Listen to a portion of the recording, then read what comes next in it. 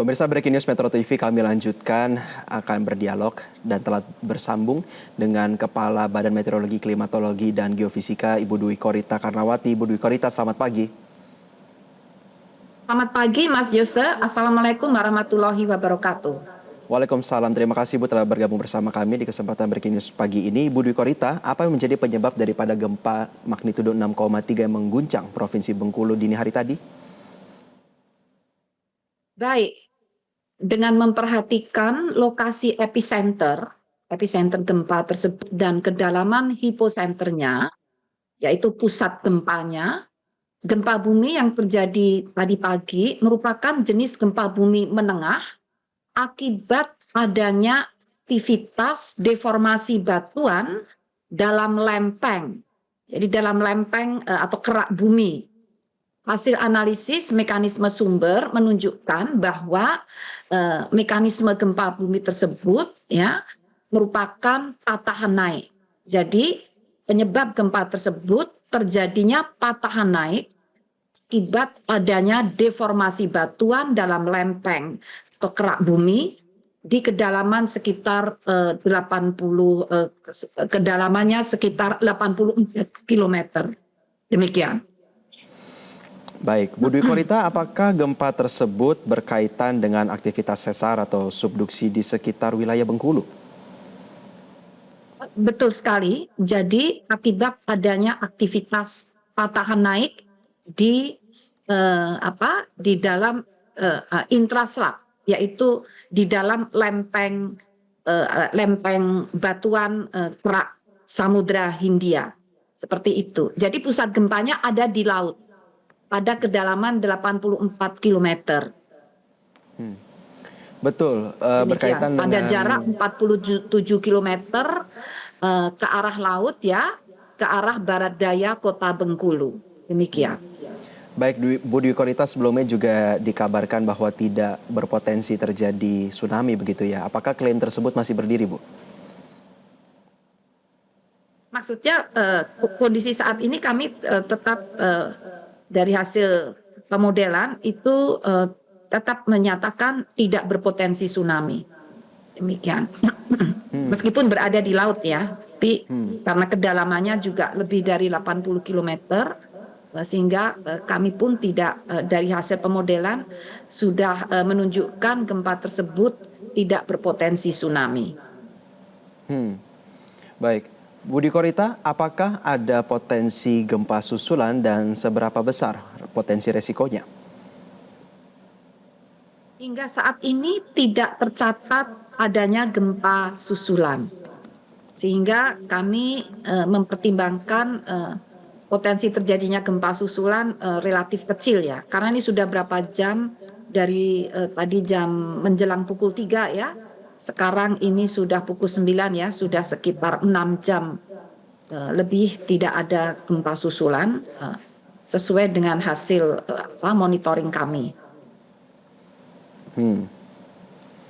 Ibu, tidak hanya di wilayah kota Bengkulu saja ya, tetapi gempa ini juga dirasakan dalam radius yang cukup luas. Apa yang menjadi penyebab daripada ini, Bu? Ya, memang. Jadi memang karena ini posisinya meskipun ini gempa menengah ya, gempa menengah. Jadi biasanya spektrum gelombang ini apabila semakin dalam, sebarannya itu juga semakin meluas gitu. Tapi kalau gempa itu relatif dangkal ya, misalnya kedalaman 10 km atau kurang dari 30 km, itu spektrum gelombang gempanya, perambatannya itu juga sifatnya lebih lokal. Jadi dugaan kami ini ada kaitannya dengan kedalaman gempa bumi, meskipun itu kedalamannya menengah ya, bukan yang dalam ya. Sehingga ada pengaruh hal tersebut. Selain itu juga dapat dipengaruhi oleh kondisi tanah setempat. Jadi ada lokasi yang jauh dari pusat gempa, namun kondisi tanah pada lokasi tersebut itu tanahnya lunak atau lepas-lepas. Nah, itu bisa mengalami juga amplifikasi atau penguatan getaran. Jadi dugaan kami ada pengaruhnya selain dengan kedalaman pusat gempa juga ada pengaruhnya dengan kondisi tanah setempat. Demikian. Baik, Ibu Dwi Korita, apakah sebelum gempa yang terjadi dini hari tadi, pihak daripada BMKG mendeteksi adanya aktivitas tektonik yang meningkat di sekitar Bengkulu dalam beberapa waktu terakhir, Bu? Sebetulnya hal itu tidak secara signifikan menyolok terjadi ya. Meskipun pada kasus beberapa gempa, kalau kita evaluasi itu diawali dengan gempa-gempa kecil beberapa bulan sebelumnya yang semakin frekuensinya semakin sering dan meningkat. Tapi khusus untuk yang gempa Bengkulu pagi tadi, kami tidak melihat sinyal atau gejala tersebut secara jelas, secara signifikan. Demikian. Bu, di tengah penanganan pasca bencana ini masih berlangsung, apa imbauan BMKG untuk masyarakat terkait potensi gempa susulan atau bencana yang patut masih harus diantisipasi, Bu Dwi Korita? Khususnya untuk gempa Bengkulu yang tadi pagi, kami menghimbau agar masyarakat tetap tenang, dan ini terbukti sudah 6 jam itu belum terjadi atau tidak terjadi gempa susulan. Dan masyarakat agar tidak terpengaruh oleh isu yang tidak dapat dipertanggungjawabkan kebenarannya. Juga kami menghimbau agar masyarakat masih menghindari dari bangunan yang retak atau rusak diakibatkan oleh gempa tadi pagi. Mohon periksa dan pastikan bangunan tempat tinggal Anda cukup tahan gempa. Jadi kerusakannya dianggap masih cukup stabil ya. Tapi kalau retak-retaknya terlalu masif, sebaiknya jangan tinggal di situ.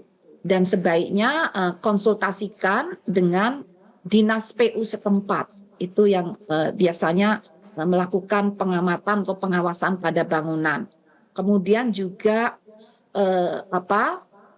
pastikan informasi resmi hanya bersumber dari BMKG agar yang diikuti, karena kadang itu ada berita berseliweran yang sebetulnya tidak dapat dipertanggungjawabkan. Demikian, terima kasih. Baik, Bu, tentu sedikit lagi apabila boleh, Bu, rekomendasi yang bisa dipersiapkan mungkin boleh pemerintah daerah untuk menghadapi potensi gempa di masa datang, karena ini kan merupakan pola-pola yang kerap berulang begitu, Bu ya. Apakah hal-hal yang berkaitan juga dengan peringatan dini pihak daripada pemerintah daerah maupun pemerintah provinsi harus kerap melakukan komunikasi lebih intens dengan BMKG seperti itu, Bu? Jadi betul sekali, BMKG ini memang ada ya, stasiun-stasiun BMKG itu sengaja dibangun di banyak daerah yang rawan gempa. Maksudnya apa? Agar terjalin koordinasi dan komunikasi yang intens, termasuk di Bengkulu. Juga khusus ada stasiun gempa ya, stasiun geofisika ya. Kami memang terus melakukan koordinasi terutama dengan Badan Penanggulangan Bencana Daerah. Dan kami tentunya menghimbau karena intensitas atau frekuensi kejadian gempa ini tampaknya ada gejala semakin sering ya. Sehingga sebetulnya daerah-daerah rawan gempa itu sudah ada peta-petanya. Sehingga kami menghimbau agar pemerintah daerah membuka kembali peta kerentanan gempa. Itu sudah diterbitkan oleh Kementerian PU. Ada baru saja versi terakhir kait dengan kerentanan dan bahaya gempa bumi itu sudah diterbitkan oleh Kementerian PU. Poinnya adalah mohon apabila daerah tersebut ada zona-zona merah yang rawan, mohon segera dicek, diperiksa apakah bangunan-bangunan di daerah rawan tersebut memang sudah dibangun untuk tahan gempa. Apabila belum, mohon segera dilakukan upaya atau koordinasi dengan Dinas PU ataupun Kementerian PUPR untuk melakukan upaya penguatan penguatan bangunan tersebut dalam mengantisipasi guncangan gempa. Dan izin mendirikan bangunan mohon diperketat untuk di zona-zona yang rawan tersebut. Bisa diizinkan asal pembangunannya juga mengikuti standar building code bangunan tahan gempa. Selain itu, edukasi masyarakat, bagaimana menyiapkan kehidupan kita di daerah rawan gempa ini perlu digalakkan lagi. Sebenarnya sudah ada dilakukan berkali-kali dengan BNPB, BPBD, BMKG, dengan Kementerian PU, tapi mohon untuk digalakkan kembali. Bagaimana menyiapkan, jadi kita kalau tinggal di daerah rawan gempa, alat-alat rumah tangga kita perabotan rumah tangga kita ini juga harus menyesuaikan. Jangan sampai perabotan-perabotan itu kita atur yang membahayakan. Misalnya banyak yang tergantung di atap ya, di plafon ini, lampu-lampu yang membahayakan, yang terlalu berat. Kemudian juga harus disiapkan tempat untuk berlindung sementara yang aman apabila guncangan masih terjadi, kita tidak bisa keluar dari bangunan. Misalnya meja yang kokoh, meja makan yang kokoh, meja kerja, meja belajar yang kokoh, tempat tidur yang kokoh, itu bisa menjadi tempat perlindungan sementara saat guncangan terjadi sebelum kita bisa lari keluar rumah. Masih banyak langkah-langkah yang sebenarnya sudah diajarkan bagaimana menyiapkan sebelum kejadian gempa, saat gempa, dan setelah gempa. Ini mohon digalakkan kembali. Demikian. Terima kasih. Baik, terima kasih Bu Dwi Korita Karnawati, Kepala BMKG, atas testimoni dan himbauannya juga kepada pemerintah. Semoga ini juga menjadi atensi khusus terhadap asesmen pemetaan wilayah terutama bagi yang rawan bencana. Terima kasih Bu Dwi Korita.